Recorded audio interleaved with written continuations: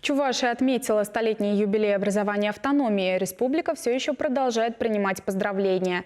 Накануне на пленарном заседании Совета Федерации теплые слова в адрес нашего региона произнесла Валентина Матвиенко.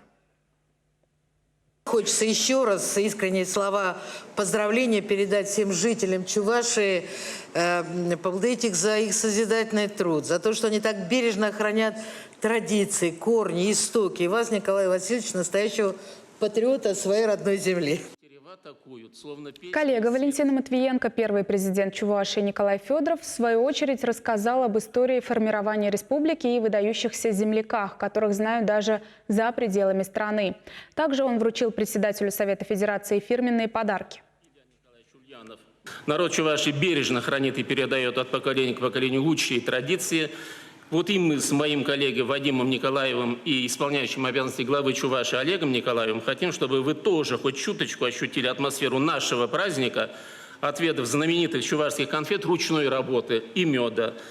А яркая и красочная книга, выпущенная к юбилею, поможет вам совершить увлекательное путешествие в край 100 тысяч слов, 100 тысяч песен, 100 тысяч вышивок.